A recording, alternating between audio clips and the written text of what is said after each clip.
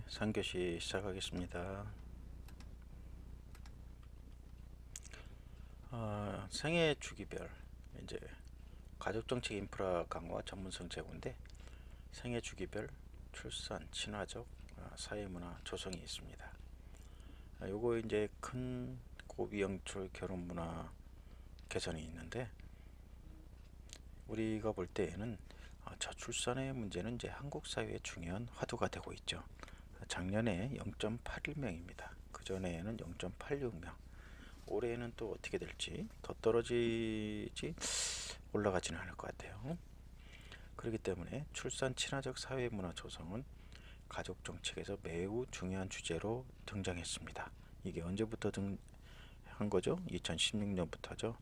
그 전부터도 이 출산율 때문에 아주 나라에서 정책적으로도 많이 강화를 하고 지원도 많이 하고 그렇게 했는데 결국은 출산율이 높아지기는커녕 점점 낮아지고 있습니다. 특히 만원의 해결과 임산부에 대한 배려 및 행복한 육아뿐 아니라 가족 내의 가사노동의 양성평등 문제는 여전히 해결해야 할 과제라고 할 수가 있겠습니다. 먼저 이제 고비용 결혼 문화 개선입니다. 그전에는 결혼 한번 하려면 상당히 비용이 많이 들었죠. 특히 남자들 같은 경우는 집이 있어야 된다. 아니면 최소한 전세를 얻어야 된다. 해서 몇 억을 갖고도 어려운 그러한 실정이었습니다. 또 이제 허리 허식이 많이 심해져 갖고 비싼 혼수용품이라든지 이런 것 때문에 상당히 사회적인 문제가 된 적이 많이 있었습니다. 그래서 결혼을 쉽게 할 수 있는 문화를 조성하기 위하여 공공시설 결혼식장을 개방을 확대를 했고 또 작은 결혼식을 위한 컨설팅 뿐만 아니라 주례, 재능기부 등 다양한 결혼 문화 및 결혼 정책에 대한 연구와 정책 개발이 진행되고 있습니다. 허례허식의 결혼식 문화를 근절하기 위한 다양한 전략이 필요하죠. 요즘은 뭐 주례는 거의 없더라고요. 양가 부모님들이 인사하는 걸로 하고 그러기 때문에 많이 좀 간소화되고 또 요즘 코로나 때문에 결혼식이 상당히 많이 축소가 되고 또 결혼을 많이 미루고 코로나 때문에 할 수가 없으니까 여러 가지 폐해가 많이 발생했었습니다. 예식장에서는 그 계약금 같은 걸 돌려주지 않는다 뭐 이렇게 하고 그런 일이 있는데 이제 코로나 시기가 지나면 그런 건 없겠죠. 결혼 관련 비합리적 거래 관행을 근절시키고 이것을 관리 강화하는데 역점을 두자 이렇게 하고 두 번째는 이제 임산부 배려 문화를 조성이 있습니다. 자, 임신기의 근로시간 단축제도, 임산부 보호 규정의 준수, 그 다음에 유연근무제 활성화 이런 것 등으로 직장과 사회활동 등에서 임산부 배려를 위한 문화를 정착시키고 임산부 배려 교육 과정을 개설하거나 공익 광고나 캠페인 등을 통하여 사회적 공감대를 높이는 정책을 진행합니다. 지하철이나 이런 데 임산부석 따로 있죠. 근데 거기 난 비어있어도 못 앉겠던데 앉는 사람들이 상당하더라고요. 남자들도 아마 임신했나봐요. 세 번째로는 행복한 육아 문화 확산이 있습니다. 소비주의적 육아 관행, 실태 파악과 함께 행복한 육아 문화, 대안적 육아 문화를 위한 예비 부부 교육 및 부모 교육 등을 실천하는 정책을 건강가정 지원센터 등을 중심으로 실천하도록 합니다. 그 다음에 양성평등 가족문화 조성. 자, 건강가정지원센터를 중심으로 민주적이고 양성평등한 가족문화를 조성하기 위한 교육 및 상담뿐 아니라 명절, 가정의 달, 양성평등 가족문화 실천 사례, 대중매체 홍보 등을 실천해서 사회적 공감대를 형성하는 사업을 진행을 합니다. 양성평등 가족 문화 서비스 확대, 정책 과제 발굴을 한다.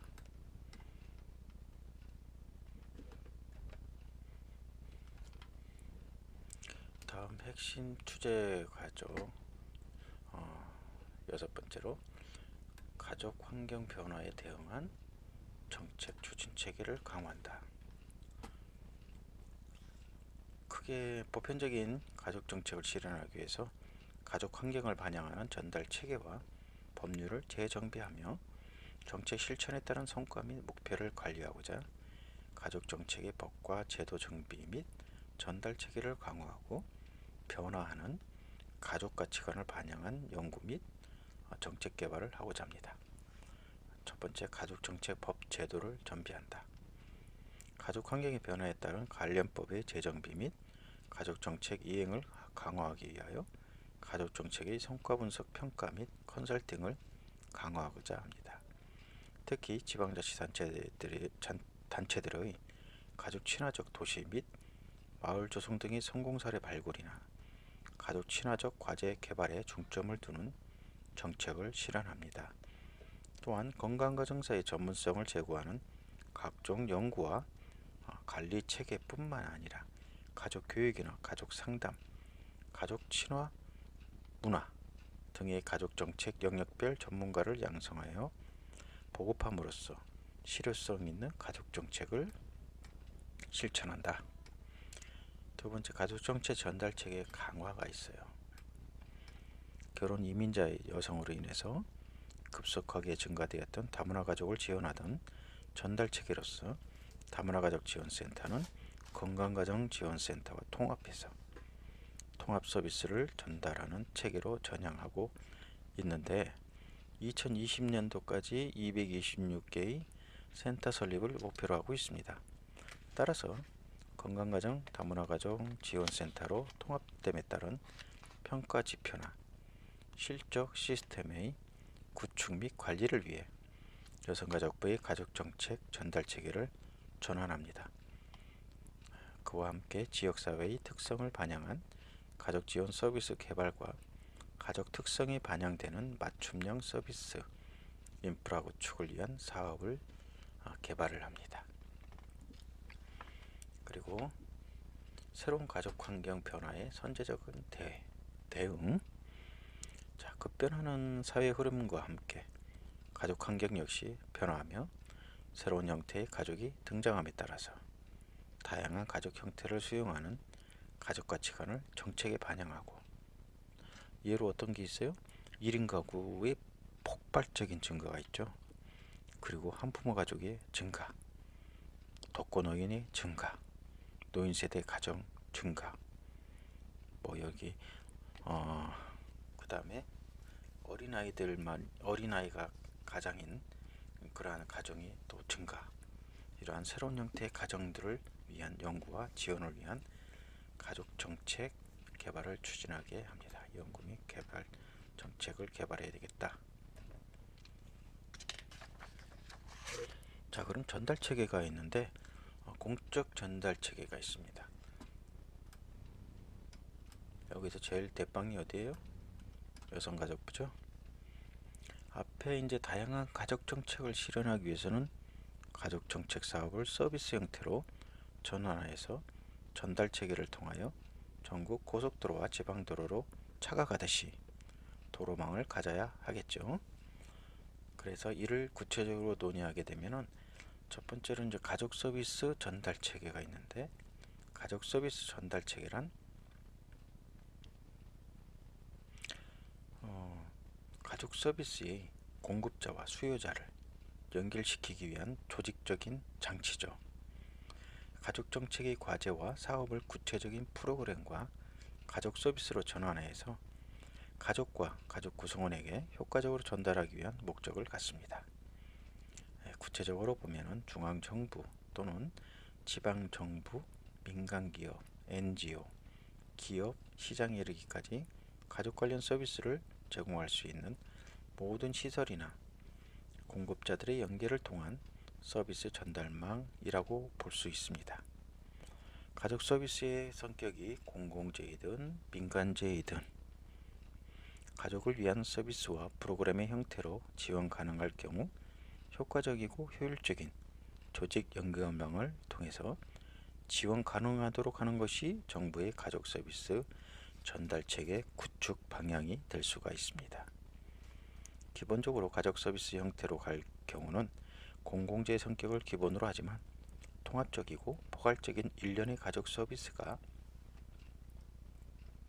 사회 서비스 형태로 전달될 경우는 전자바우처 제도 등을 통해서 기업이나 민간 시장들이 전달체계의 새로운 파트너로 등장할 수 있습니다. 자, 예를 들게 된다면 인터넷 중독 치료 상담, 가족 상담, 아동 양육 지도, 아이 돌보미의 일부 유료화, 아동 인지 능력 개발 프로그램, 산모 도우미, 노인 요양보호사 등의 활동은 앞으로 전자바우처로서 새로운 사회 서비스의 사회적 일자리 형태로 전달체계에 포함할 수가 있습니다. 현재 관리체계로서 가족 서비스 전달체계는 건강가정지원센터와 다문화가족지원센터가 공식적인 전달체계입니다. 그런데 2016년도부터는 건강가정 다문화가족지원센터의 통합을 시도하고 2020년까지는 통합을 목표로 하여서 공적 전달체계를 정리하게 됩니다. 현재 두 개의 기관이 하나로 통합이 되어 있는 상태죠.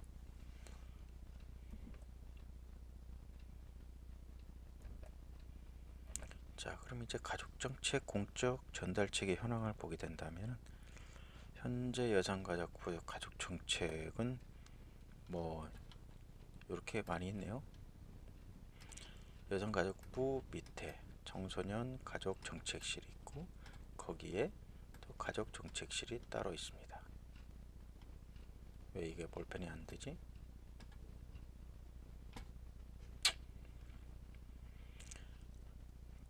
여기 다문화가족 정책과도 있고 다문화가족 지원과도 있네요. 시도 광역권의 경우에는 보건복지여성국에서 가족정책과, 가족여성과, 여성가족과 가족복지과, 여성가족과 여성가족 청소년과 등의 다양한 명칭으로 중앙정부에 비해 다소 통합적인 전달체계를 구축하고 있음을 알 수가 있습니다.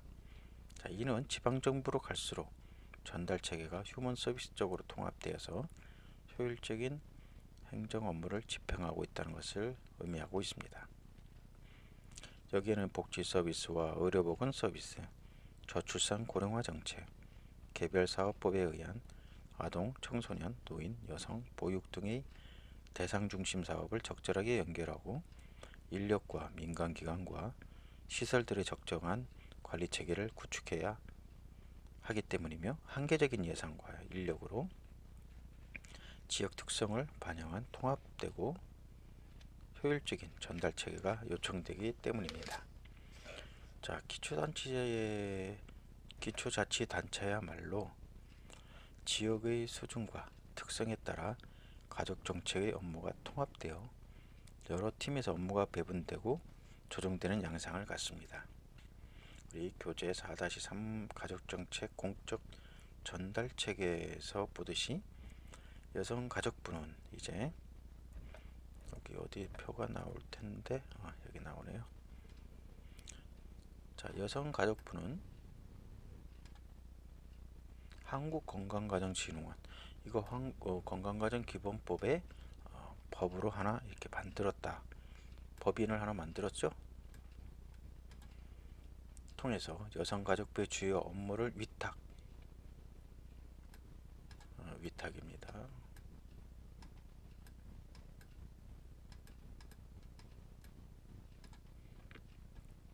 운영하여서 전국의 건강가정 다문화가족 지원센터의 업무 및 인력관리, 가족 사업 관련 프로그램 개발과 평가, 전문가 양성, 종사자의 역량 강화, 통합정보 시스템의 운영, 전국 센터 네트워크 등을 지원하고 있습니다.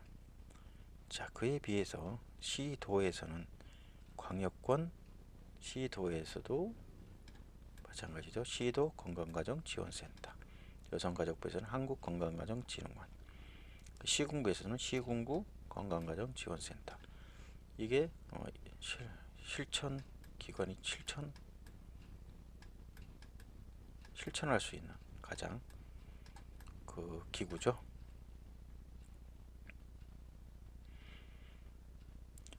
그래서 건강가정 다문화 가족지원센터를 설치해서 지역사회의 가족들에게 직접적인 서비스를 제공하고 있고, 지역과 가족 관련 단체나 기업, NGO, 공공기관 등과 협력해서 가족 서비스를 제공하고 있습니다. 현재 여성가족부는 시군구의 전달체계를 재구조하면서 건강가정 다문화가족지원센터의 효율성과 효과성을 위해 통합서비스 제공기관으로의 전환이 목표를 하고 있는 그러한 상태입니다. 시군구에서는 여러가지 이렇게 서로 연결을 시켜주고 또 지원을 해준다. 지원 대상은 센터를 이용해서 가족 돌봄 서비스를 받을 수 있고, 가족 친화 문화 조성, 가족 문화, 가족 문제 예방 및 역량 강화, 가족 각종 문제 해결, 다양한 통합 서비스를 받을 수 있는데, 센터를 이용해서 할 수도 있고 센터에서 또 방문을 할 수도 있습니다. 방문 지원도 할 수가 있습니다. 그래서 여기서 여러 가지 문제점이 나오는 것에 대해서는 시군구에서 건강한 지원센터에서 처리해주고, 또 이부보다 뭐하면은 지도관리라든지 여기 보고 수행하는 것을 시도 거기에서 한국건강관리진흥원으로 또 연계보고하고, 이렇게 서로 유기적으로 이렇게 순환이 되는 그런 관계다, 이렇게 보시면 될 것 같습니다.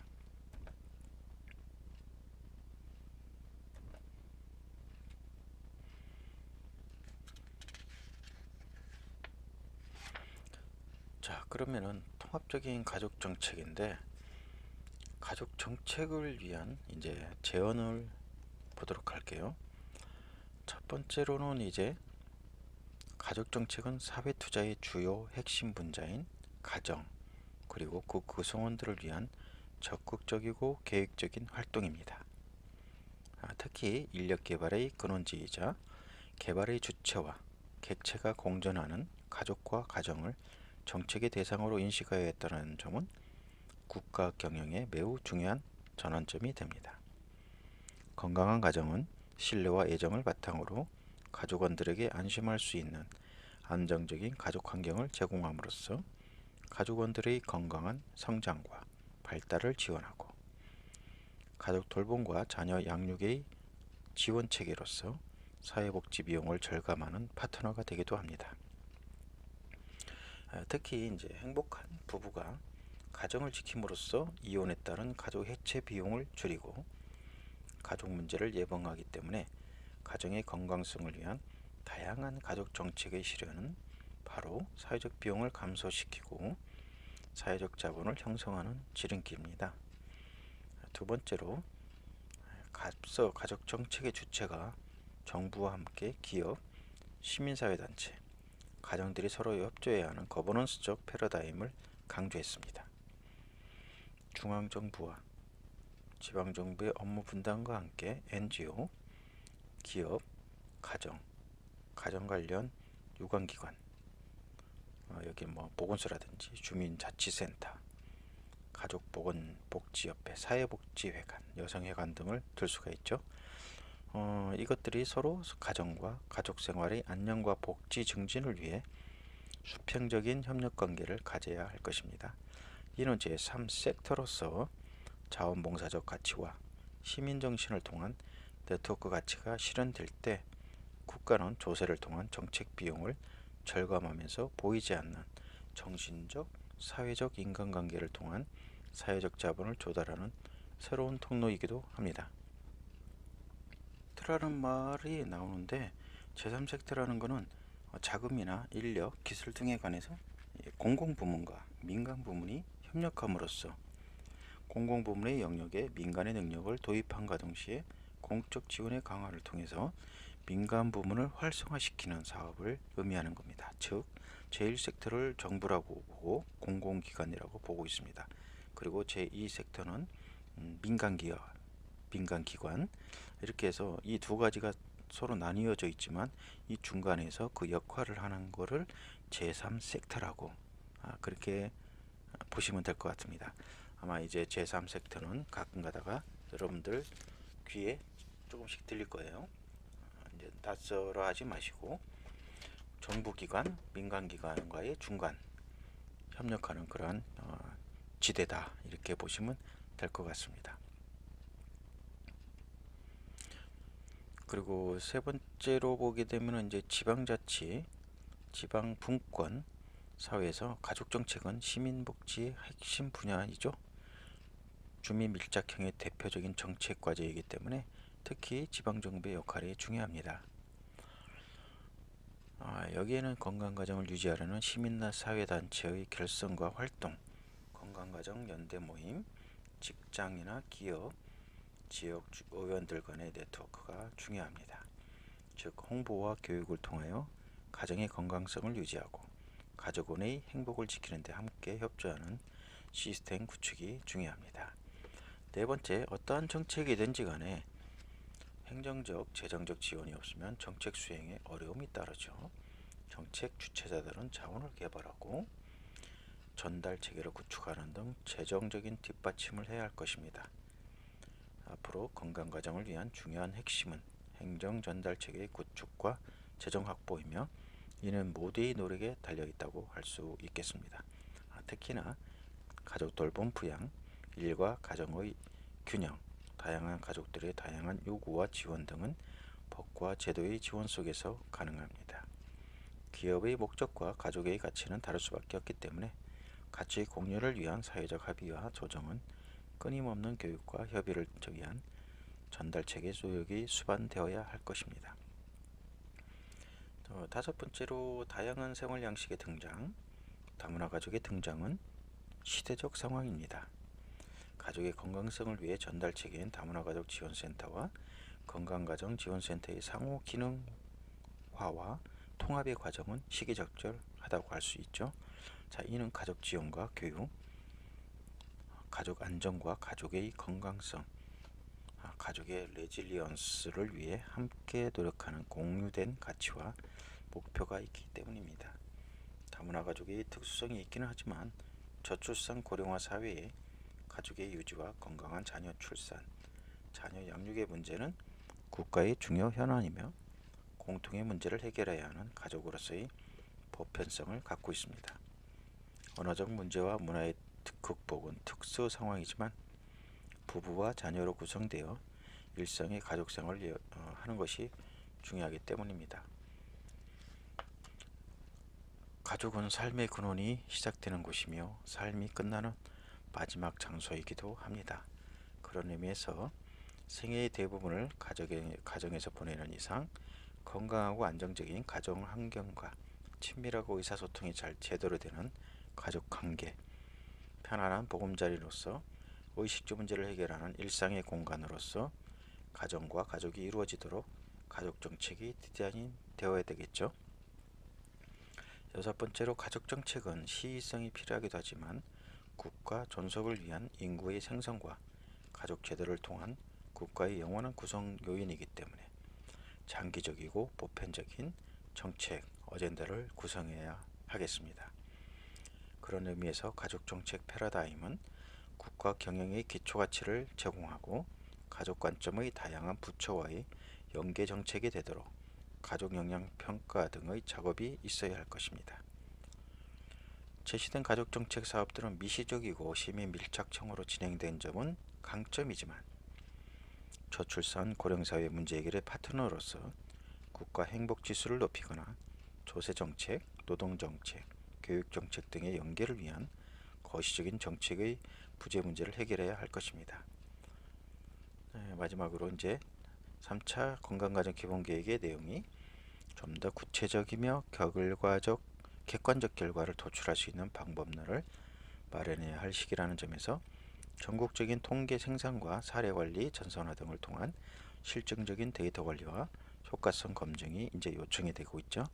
이를 위해 전산화 및 지방자치단체장들의 유기적인 협조가 요구되고 부처 간 거버넌스적 협의체 구성 등을 통해 국가 경쟁력 등을 갖추는 건강한 가족을 유지하는 데 정책의 초점을 둬야 할 것입니다.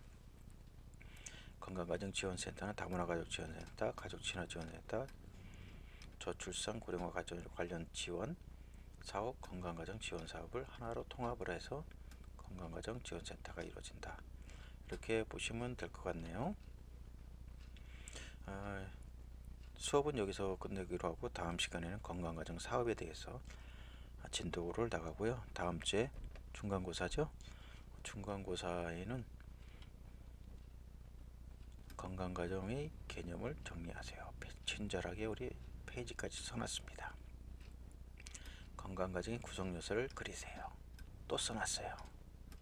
그림을 기준으로 건강가정교육법의 성과를 간략히 정리하세요. 또 페이지 써놨어요. 친절하죠.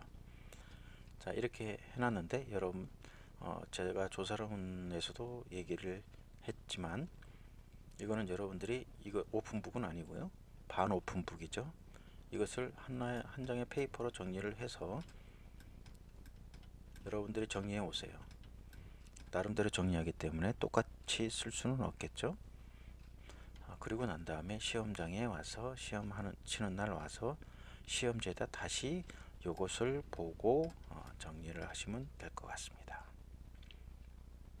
너무 쉽죠? 첫 번째 시험인데 상당히 쉽습니다. 자, 아직도 코로나가 많이 한 10만 명 가까이 나오고 있으니까 여러분들 건강 조심하시고 다음 주에 중간고사 때 만나는 거로 하겠습니다. 오늘 수고하셨습니다.